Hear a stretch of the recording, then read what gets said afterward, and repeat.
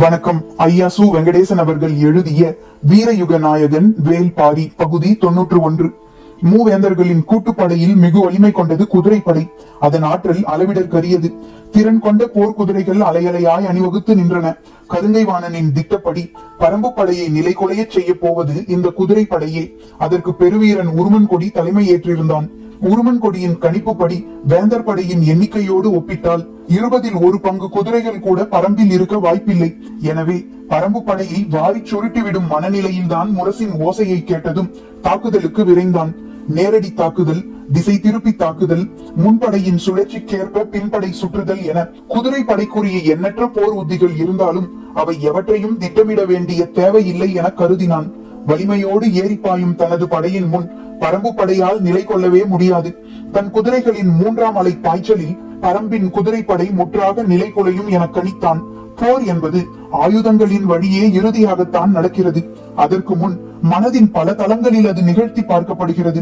எண்ணற்ற வாய்ப்புகளின் வழியே அந்த தாக்குதலை நிகழ்த்தி பார்ப்பவனால் தான் சிறந்த தளபதியாக களத்தில் வினையாற்ற முடிகிறது. எண்ணங்களும் கணிப்புகளும் உத்திகளுமே போரை செயல்படுத்துகின்றன. உருமன் கொடியின் கணிப்பில் ஏற்பட்ட நம்பிக்கை அவனை உத்திகளின் பால் நேரத்தை செலவழிக்க அனுமதிக்கவில்லை. நேர்கொண்டு தாக்கி அழிக்கும் முறையே போதுமானது என கருதினான். வேந்தர்களின் குதிரைப்படையின் வலிமையை நன்கு அறிவான் வேல்பாரி. மூவேந்தர்களின் ஒருங்கிணைந்த படையில் குதிரைகளின் எண்ணிக்கையும் அவற்றின் ஆற்றலும் இதற்கு முன் கண்டிராத ஒன்றாக இருக்க போகிறது என கணித்தான். அதனால்தான் பரம்பின் தரப்பில் குதிரைப்படையின் தளபதியாக இரவாதனை நியமித்தான். பரம்பின் தரப்பில் வலிமை மிகுந்த தாக்குதலை நடத்த போவது விற்படையே என கணித்தான் கருங்கைவாணன். பரம்பின் தாக்குதலின் கூர்முனை விற்படையில் தான் இருக்கிறது என எண்ணினான்.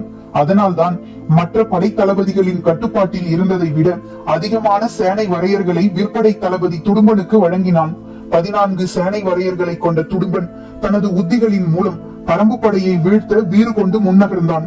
உத்திகளின் தொடக்கம் மட்டுமே முன் முடிவாகிறது. அவற்றின் அடுத்தடுத்த கட்டங்களை களத்தின் போக்கே தீர்மானிக்கிறது. முன்னேறி வரும் எதிரிகளின் விற்படையை சந்திக்க காத்திருந்தான் உதிரன். அவனது தலைமையில் தான் பரம்பின் விற்படை ஆயத்த நிலையில் இருந்தது. உதிரனும் நீலனும் பரம்பின் இணையற்ற தளபதிகள். தங்களது தாக்குதலின் மூலம் எதிரிகளை நிலைகுலைய செய்பவர்கள். வாரிக்கையனும் சோமக்கிழவனும் முதல் தலைமுறையினர். தேக்கனும் கூழையனும் 2ஆம் தலைமுறையினர். பாரியும் முடியனும் 3ஆம் தலைமுறையினர். உதிரனும் நீலனும் 4ஆம் தலைமுறையினர்.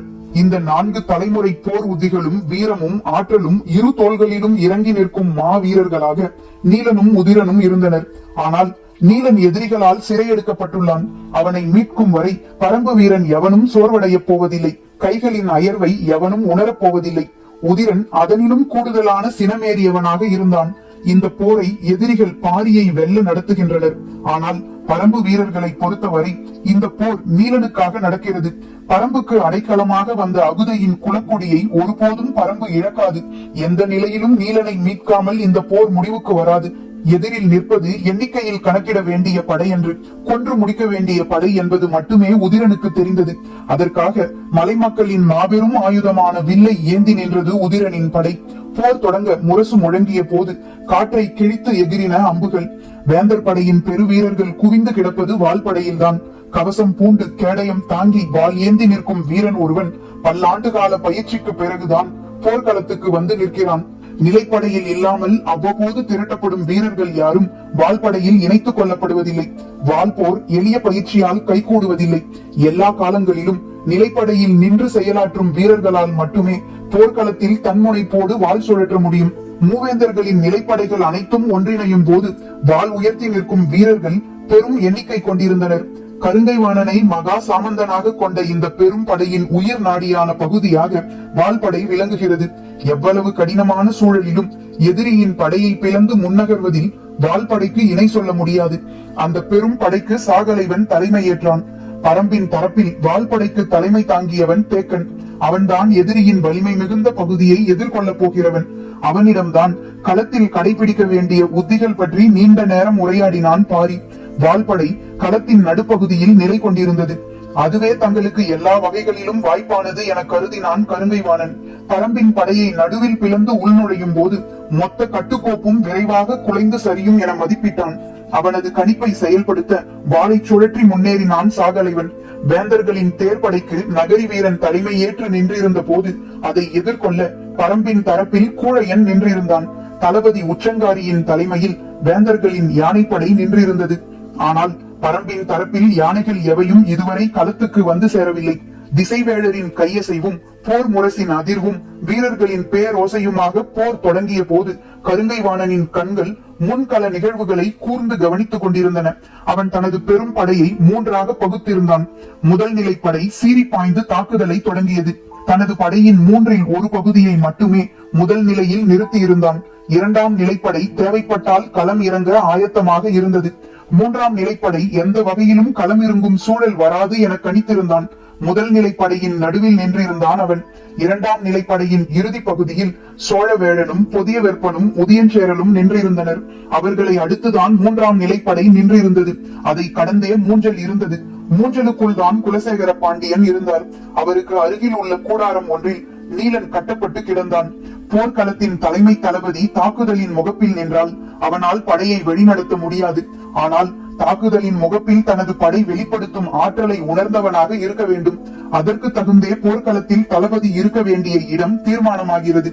கருங்கைவாணன் தனது வாழ்வின் பெரும் பகுதியை போர்க்களத்தில் கழித்தவன். களத்தாக்குதலின் தன்மையையும் வேகத்தையும் அவனால் ஓசை கொண்டே மதிப்பிட முடியும். தளபதியின் வலிமை படையை கொண்டு செலுத்துவதில் இருப்பதாக ஒரு காலத்தில் நம்பப்பட்டது. ஆனால் களப்போர் என்பது வீரமும் ஏமாற்றும் கலந்த ஒரு கலவை. தாக்குவதும் திரும்புவதும் பின்வாங்குவதும் சம முக்கியத்துவம் உள்ள செயல்பாடுகளே. ஆனால் இவையெல்லாம் சரியான ஒருவனின் கணிப்பின் வழியே நடந்தால் மட்டுமே அந்த படை வெற்றியை கொய்ய முடியும். கருங்கைவாணன் வேறு எந்த ஒரு தளபதியையும் விட நீண்ட போர் அனுபவம் கொண்டவனாக இருந்தான். இதுவரை எந்த ஒரு மனிதனின் உத்தரவுக்கும் இவ்வளவு எண்ணிக்கையிலான படை வீரர்கள் கீழ்ப்பணிந்து நின்றது கிடையாது. முதன்முறையாக அந்த பெரும் வாய்ப்பு கருங்கைவாணனுக்கு கிட்டியுள்ளது. முப்பெரும் பேரரசர்கள் தன்னோடு போர்க்களத்தில் வாள் ஏந்தி நிற்கின்றனர். அனைத்தையும் உணர்ந்தாலும் எதன் பொருட்டும் கவனத்தை சிதறவிடாமல் முன்களத்தில் நிகழும் ஆயுதங்களின் உரசல் ஓசையை மதிப்பிடுவதிலேயே கவனமாக இருந்தான். குளவன் திட்டின் மீது இருந்து போரை பார்த்து கொண்டிருந்தான் பாரி. பள்ளத்தாக்கு ஒன்றில் வெகு தொலைவில் இருந்து மரம் செடி கொடிகளை அசைத்து வரும் காற்று செங்குத்தாய் நிற்கும் கரும்பாறையின் மீது மோதுவது போல நீண்டு நகர்ந்து வரும் வேந்தர் படை பரம்பு படையோடு மோதியது. பாரி தனது படையை 3 நிலைகளாக பிரிக்கவில்லை, ஒரே நிலையில் தான் வைத்திருந்தான். ஆனால் தாக்குதல் உத்தியை 3ஆக பிரித்திருந்தான். போர் பகலின் 20 நாழிகையில் நடக்கிறது. முதல் 10 நாழிகையில் கடைபிடிக்க வேண்டிய உத்தியை ஒன்றாகவும், அடுத்த 5 நாழிகைக்கான உத்தியை வேறொன்றாகவும், இறுதி 5 நாழிகைக்கான உத்தியை மற்றொன்றாகவும் தீர்மானித்திருந்தான். தீர்மானம் என்பது முன் திட்டமிடல் மட்டும்தான். எந்த ஒரு முன் திட்டமிடலும் வாய்ப்புகளை மையப்படுத்தியே வடிவமைக்கப்படுகிறது. வாய்ப்பற்றவற்றின் காரணிகளை கணக்கில் எடுத்துக்கொண்டாலும் அதற்கு வடிவம் கொடுக்க முடிவதில்லை. அதனால்தான் களத்தின் தேவைக்கேற்ப புதிய முடிவுகளை விரைந்து எடுக்கும் தளபதி வெற்றியை அடைகிறான். பரம்பின் தளபதிகள் அனைவருக்கும் திட்டம் தெளிவாக விளக்கப்பட்டிருந்தது.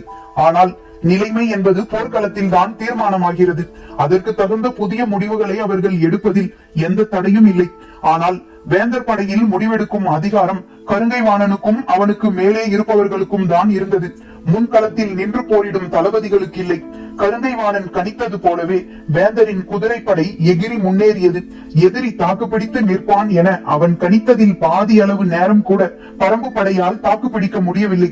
அலையலையாய் வந்து எகிரின குதிரைகள் பரம்பு வீரர்களால் முன் நுழைந்து உள்ளே புக முடியாத அளவுக்கு வேகமும் அடர்த்தியும் கொண்டதாக இருந்தது வேந்தர் படை. அதன் தாக்குதலின் வேகம் அறிந்து திசையை திருப்பியது பரம்பு படை. பரம்பு படை திரும்ப தொடங்கியதும் பெரும் கூச்சலிட்ட உருமன் கொடி கையில் இருந்த வாளை இருமுறை சுழற்றி பேரோசை எழுப்பினான். அவனது ஓசையை கேட்டதும் குதிரைப்படையின் முரசொலிப்பாளன் முரசுகளை மாற்றி ஒலித்தான். பின் திரும்பும் பரம்பு வீரர்களை வேந்தர்களின் குதிரைப்படை வீரர்கள் உற்சாகத்தோடும் ஆவேசத்தோடும் விரட்ட தொடங்கினர். 6 அணிகளாக பிரிந்து படை வீரர்கள் பின்னோக்கி செல்ல உத்தரவிட்டிருந்தான் இரவாதன். அந்த உத்தரவு போர் தொடங்கும் முன்பே திட்டமிடப்பட்டது. வேந்தர்களின் படையை மிகச் சிறிது நேரம் மட்டுமே எதிர்கொண்டு தாக்கிவிட்டு கலைந்து பின் செல்ல வேண்டும் என்பது முன்முடிவு. பரம்பு வீரர்கள் திட்டமிட்டது போலவே குதிரையை திருப்பினர். ஆனால் திரும்பிய வேகத்தில் குதிரைகளின் ஓட்டம் பல மடங்கு பெருகியது. மலை மேடுகளிலே பாய்ந்து போகும் பழக்கம் கொண்ட பரம்பின் குதிரைகள் கன நேரத்தில் உச்ச வேகத்தை அடைந்தன. அவர்களை அளவற்ற வேகத்தில் விரட்டி வந்தது வேந்தர் படை. விரட்டி செல்ல தன் படைகளை அடுத்தடுத்து அனுப்பி கொண்டே இருந்தான் உருமன்கொடி. இத்துடன் பரம்பின் குதிரைப்படை முழு முற்றாக அழிய வேண்டும் என்னும் ஆவேசத்தோடு படைகளுக்கு உத்தரவிட்டான். இரவாதன் கணித்ததை விட மிக குறுகிய தொலைவிலேயே வேந்தர் படை குதிரைகள் வேகத்தை இழந்தன. பாய்ந்து முன்னகரும் கால்களால் அடுத்த அடியை எடுத்து வைக்க முடியவில்லை. தேங்க தொடங்கின. ஈக்கி மணலும் கூர்முனை கொண்ட கருமணலும் தகித்து கிடக்கும் நிலம் அது என்று தட்டியங்காட்டும் மண்ணை பற்றி இகுலிக்கிழவன் சொன்னதும் பாரி முடிவு செய்தான். வேந்தர் படை குதிரைகளின் குளம்புகள் இவற்றை தாங்காது என்று. பரம்பின் குதிரைகள் மலைக்காடுகளில் காலம் முழுமையும் அலைபவை. எனவே அவற்றுக்கு சமவெளி குதிரைகளுக்கு போடுவது போல கால் குளம்பில் அரைவட்ட வடிவிலான குளம்பு குரடு போடுவதில்லை. பாறைகளின் கூர்முனை குளம்பின் இதர பகுதியை குத்தி கிழித்துவிடும். தொடக்க நாளில் இதற்கு மாற்று என்ன செய்வது என பரம்பின் மருத்துவர்கள் தீவிரமாக ஆலோசித்தார்கள். அப்போதுதான் செம்பு களிமண்ணை பூசுவது என முடிவானது. செம்பு களிமண்ணை பாத குழம்பு முழுவதும் பூசினால் அது ஆமையின் ஓட்டை திருப்பி போட்டது போல குழம்பின் மேல் முழுமையாக உட்கார்ந்து கொள்ளும். பாறை வெடிப்புகளிலும் கூர்முனை கல்லிலும் நடந்தாலும் தாவினாலும் குழம்புக்கு ஒன்றும் ஆகாது. எல்லா வகையான கவசமாகவும் அது இருக்கும். அன்றிலிருந்து பரம்பின் குதிரைகள் அனைத்துக்கும் செம்பு களிமண்ணே குழம்பு பூச்சாக பூசப்படுகிறது. ஆனால் சமவெளி குதிரைகளுக்கு இரும்பாலான அரைவட்ட வடிவிலான குழம்பு குரடுதான் அடிக்கப்படும். குழம்பின் நடுப்பகுதி எதுவும் அடிக்கப்படாமல் தன்னியல்பிலேயே இருக்கும். போர் குதிரைகள் வீரனை சுமந்தபடி பாய்ந்து முன்னத்தி கால்களை ஊன்றும் போது நிலத்தின் தன்மைக்கு ஏற்ப குழம்பின் கால் பகுதி முதல் முக்கால் பகுதி வரை மண்ணுக்குள் புதைந்து மேலெழும். இது ஈக்கி மணலும் கருமணலும் நிரம்பியுள்ள நிலத்தில் குதிரைகளை என்ன வகையில் பாதிக்கும் என்பது எளிதாக கணிக்கக்கூடிய ஒன்றாகத்தான் இருந்தது.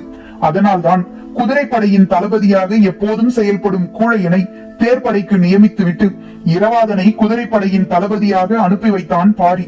வேந்தர்களின் வலிமை மிகுந்த படையான குதிரைப்படையை எவ்வளவு வேகமாக குறைக்கிறோமோ அவ்வளவு வேகமாக வெற்றியை நெருங்க முடியும். எனவே குதிரைப்படையை சூறைக்காற்றின் வேகத்தில் அழித்தொழிக்கும் உத்தியை கடைபிடிப்பது என முடிவெடுத்தான் பாரி. அதற்கு பொருத்தமானவன் இரவாதனே. அவனது வாள் வீச்சின் வேகம் யாராலும் எதிர்கொள்ள முடியாதது. சூலூர் வீரர்களின் படை தொகுப்பு முழுமையும் இரவாதனின் கீழே அணிவகுக்க செய்து மொத்த குதிரைப்படையையும் அவனிடம் ஒப்படைத்தான். பரம்பு வீரர்களை விரட்டி வந்த வேந்தர்களின் குதிரைப்படை பாய முடியாமல் தேங்க தொடங்கியது. மேலே அமர்ந்திருந்த வீரர்கள் அந்த குதிரைகளை அடித்து ஓட்ட முனையும் போது முன்காலை தூக்கி வைக்க முடியாமல் அவை திணறின. இரவாதனும் அவன் தோழர்களும் கணித்த இடத்தை விட சற்று முன்னதாகவே வேந்தர்களின் குதிரைப்படை தேங்க தொடங்கியதும் அவர்களை நோக்கி தங்களின் குதிரைகளை திருப்பிய பரம்பு வீரர்கள் குதிரைகளின் கடிவாளங்களை சுண்டி இழுத்தனர். எதிரிகள் தங்களை நோக்கி வருவது அறிந்து வேந்தர் படை வீரர்கள் தங்களின் குதிரைகளை வேக வேகமாக இயக்க முற்படும் போது மின்னல் வேகத்தில் வந்த வாள்களால் தலைகள் சரிந்து கொண்டிருந்தன. இயங்க முடியாத குதிரைகளின் மேலிருந்து திணறிய வீரர்கள் அடுத்தடுத்த கணங்களில் குதிரையில் இருந்து சரிந்தனர். விரட்டி சென்ற தங்களின் குதிரைப்படை எதிரியை முழு முற்றாக அழித்து திரும்பும் என பார்த்திருந்தான் உருமன்கொடி. சிறிது நேரத்திலேயே பரம்பின் கொடி ஏந்திய குதிரை வீரன் தான் முன்னோக்கி பாய்ந்து வந்து கொண்டிருந்தான். உருமன்கொடிக்கு ஒரு கணம் எதுவும் புரியவில்லை. 12 சேனை முதலியை கொண்ட முதற் படைப்பிரிவு எங்கே போனது, ஏன் யாரும் மிஞ்சவில்லை என சிந்திக்கும் முன் அடுத்த சேனை வரையனின் தலைமையிலான 12 படைப்பிரிவுகளும் அடுக்கடுக்காக தாவி பாய்ந்து முன்னேறின. இரவாதன் குழு மோதல் போக்கை சற்றே வெளிப்படுத்திவிட்டு குதிரைகளை மீண்டும் பின்னோக்கி திருப்பியது. தங்களின் முதற் பிரிவை அழித்த எதிரிகளை பழித்தீர்க்கும் எண்ணத்தில் வேந்தர்களின் படை வீரர்கள் குதிரைகளை விரட்டி வந்தனர். ஈக்கி மணல் குதிரைகளின் குழம்புகளை கிழித்து உள்ளிறங்கும் போது பரம்பின் வாள்கள் அதைவிட ஆழமாக வீரர்களின் உடல்களுக்குள் இறங்கிக் கொண்டிருந்தன. குதிரைப்படையை அடுத்தடுத்து விரைவுபடுத்த ஆயத்தமாக இருந்தான் உருமன்கொடி. விற்படை தளபதி உதிரனின் உத்தரவுப்படி முதல் நிலை தாக்குதலில் அளவில் சிறுத்த அம்புகளையே பயன்படுத்தினர் வீரர்கள். நான்களின் விசை கூட்டிக் கொடுக்க அடுத்தடுத்து வெவ்வேறு நிலை அம்புகளை பயன்படுத்தினர். பரம்பு வீரர்கள் தொடுக்கும் அம்புகள் எதிரிகளின் மீது ஈட்டியை போல பாய்ந்தன. அவற்றின் வேகமும் வலிமையும் ஒப்பிட முடியாததாக இருந்தன. எதிரிகளை தங்களின் அம்புகளால் வலிமையோடு தாக்க தேவையான தொலைவுக்கு முன் செல்ல வேந்தர் படையால் முடியவில்லை. ஏனென்றால் அதைவிட ஒரு பங்கு அதிகமான தொலைவில் இருந்தே பரம்பு வீரர்களால் வலிமையான தாக்குதலை தொடுக்க முடிந்தது. பரம்பு வீரர்கள் எய்யும் அம்புகள் சீறி பாய்ந்த வண்ணம் இருக்க வேந்தர் படையின் அம்புகள் பலவும் பாதிப்பு ஏதுமின்றி பணிந்து கொண்டிருந்தன. உதிரன் தனது படைக்கு கொடுத்த உத்தரவு வலிமை குறைந்த அம்புகளை மட்டுமே தொடக்க நிலையில் பயன்படுத்த வேண்டும் என்பது. துடும்பன் இதை எதிர்பார்த்துதான் இருந்தான். பரம்பு வீரர்களை விற்போரில் வீழ்த்த முடியாது என அவனுக்கு நன்கு தெரியும். அவர்களின் தாக்குதல் மற்ற படைப்பிரிவின் பக்கம் போய்விடாமல் தங்களை நோக்கியே இருக்குமாறு பார்த்துக் கொள்வதுதான் தொடும்பனுக்கு கருங்கை வாணனின் உத்தரவு. எனவே தாக்கியவாறு முன்னகரும் பரம்பு படையை சமாளித்தபடி சற்றே பின்வாங்கிக் கொண்டிருந்தான் தொடும்பன். வேந்தர்களின் வாள்படை முன்னோக்கி நகர்ந்து கொண்டிருந்தது. தேக்கன் தலைமையிலான பரம்பு படை முன் வகுத்த திட்டத்தின்படி பின் நகர்வதற்கான உத்தியையே பின்பற்றின. சாகலைவன் உற்சாக பெருக்கில் தனது படையை முன்னகர்த்தி கொண்டிருந்தான். தேர்ப்படையின் தளபதி நகரி வீரனுக்கு தனக்கு முன்னால் நிற்பதை ஒரு படை என கருதவே மனமில்லை. தாக்குதலுக்கான வடிவத்தில் வலிமை மிகுந்த தேர்கள் வரிசை வரிசையாக முன்னகர்ந்து கொண்டிருந்தன. ஆனால் பரம்பின் தரப்பில் நின்றவற்றை தேர் என்றே வகைப்படுத்த முடியாது என தோன்றியது. உழவு வண்டிகளை போர் தேர்களாக மாற்றி எடுத்து வந்துள்ளனர் என கருதினான். வலிமையற்ற அவற்றின் தன்மை பார்வையிலேயே தெரிந்தது. தேரின் மீது நிற்கும் வீரன் தான் மற்ற அனைத்து படை வீரர்களையும் விட திறன் மிக்கவனாக இருக்க வேண்டும். வில், வாள், வேல் ஆகிய 3 ஆயுதங்களையும் கையாள தெரிந்த பெரு வீரன் மட்டுமே தேரின் மீது நின்று போரிட முடியும். அதைவிட முக்கியம், போரிடும் வீரனுக்கும் தேரை ஓட்டும் வலவனுக்கும் இருக்க வேண்டிய ஒத்திசைவு. குதிரைகளை அசைய விடாமல் நிறுத்தி வைக்கவும், இசைவுக்கு ஏற்ப திருப்பி வைக்கவும் அவன் வீரனின் மனமறிந்து செயல்படுபவனாக இருக்க வேண்டும். போர் நிலம் எவ்விடமும் சமதளத்தை கொண்டதென்று, மேடு பள்ளங்களும் ஏற்ற இறக்கங்களும் கொண்ட பாழ் நிலமாகத்தான் இருக்கும். எனவே தேரை சிறிது முன்னேற்ற வேண்டுமானாலும் குதிரைகளை விரைந்து இழுக்கச் செய்து முன்னகர்த்த வேண்டும். சுண்டி நகரும் தேரின் மீது நின்று போரிடுபவன் ஆயுதங்களை கையாளுதல் எளிதன்று. சக்கரங்களை உருட்டுவதையும் உருட்டாமல் நிறுத்துவதையும் திறம்பட செய்கிற வலவனின் கையில்தான் மேலே நின்று போராடும் வீரனின் முழு ஆற்றலும் இருக்கிறது. நாக்குக்கு மத்தியில் கடைவாயில் பொருத்தி இருக்கும் கடிவாளத்தை எந்த நேரமும் இழுத்து பிடித்தபடியே இருக்கும் சூழல் ஏற்பட்டால் எந்த குதிரையும் தனது ஒழுங்கை ஒரு துள்ளலில் உதறி எறிந்துவிடும். அதை உணர்ந்தவனாக வலவன் இருந்தால் மட்டுமே முழு நாளும் போர்க்களத்தில் கட்டுப்பாடு இழக்காமல் குதிரையை செலுத்த முடியும். வலவன் தேரை நிறுத்தும் தன்மையை புரிந்து கொண்டு தாக்குதலை முன்னெடுக்கும் குணமும் புரிதலும் போரிடும் வீரனுக்கு வேண்டும். குதிரையின் மனநிலை, வலவனின் திறமை, வீரனின் வலிமை ஆகிய 3ம் இணைந்தே தேர்ப்படையின் ஆற்றலாய் வெளிப்படுகிறது. கூழையன் தனது படையை சீரான வேகத்தில் தாக்குதலை தொடுக்க ஆணையிட்டிருந்தான். ஆனால் வேந்தர்களின் படைத்தளபதி நகரி வீரன் முழு ஆற்றலையும் வெளிப்படுத்தி முன்னேற பாய்ந்து செல்ல உத்தரவிட்டான். நாழிகை பரனின் நேர் எதிரே கண் பார்வையின் கடைசி பகுதியைத்தான் யானை போருக்கான களமாக திசைவேளர் ஒதுக்கி இருந்தார். தட்டியங்காட்டின் கடைக்கோடி பகுதி அது. உச்சங்காரியின் தலைமையில் வேந்தர்களின் யானைப்படை நின்றிருந்தது. பரம்பின் தரப்பில் எந்த ஒரு யானையும் களத்துக்கு வரவில்லை. நீண்ட நேரத்துக்கு பிறகு ஒரே ஒருவன் மட்டும் குதிரையில் போர்க்களம் நோக்கி வந்தான். வருவது யார் என உற்று பார்த்திருந்தான் உச்சங்காரி. வந்து நின்றான் வேட்டூர் பழையன். யானைப்படையை எதிர்த்து தன்னந்தனியாக ஒரு கிழவன் குதிரையில் வந்து நிற்பது எதனால் என யாருக்கும் புரியவில்லை. வேட்டூர் பழையன் சொன்னான், பரம்பின் தரப்பில் யானைப்படை ஏதுமில்லை. உச்சங்காரி அதிர்ச்சியோடு பார்த்து கொண்டிருந்தான். போர் விதிகளின்படி யானைப்படை யானைப்படையோடுதான் மோத வேண்டும். அப்படியென்றால் என்ன செய்வது என சிந்தித்த அடுத்த கணம் உச்சங்காரி முடிவெடுத்தான். அப்படியென்றால் நாங்கள் பரம்புக்குள் நுழைவோம். வேட்டூர் பழையன் கைகளை விரித்து காட்டி சொன்னான், உங்களின் விருப்பம். அதே வேகத்தோடு உச்சங்காரி தனது படைகளுக்கு ஆணை பிறப்பிக்க ஆயத்தமானான். அதற்குள் அருகில் இருந்த 2ஆம் நிலை தளபதி சொன்னான், தளபதி, நம்மை சிக்க வைத்து அழிக்கும் திட்டம் இதற்குள் இருப்பதாக கருதுகிறேன். எனவே அவசரப்பட்டு முடிவெடுக்க வேண்டாம். வட்டாற்று தாக்குதலில் சோழனின் யானைப்படையை முழு முற்றாக அழித்த கதை அனைவருக்கும் தெரியும். அறிவிப்புக்கு ஆயத்தமான உச்சங்காரி சற்றே நிதானம் கொண்டான். கருங்கை வாணனை ஆலோசித்து பிறகு முடிவெடுக்கலாம் என நினைத்தான்.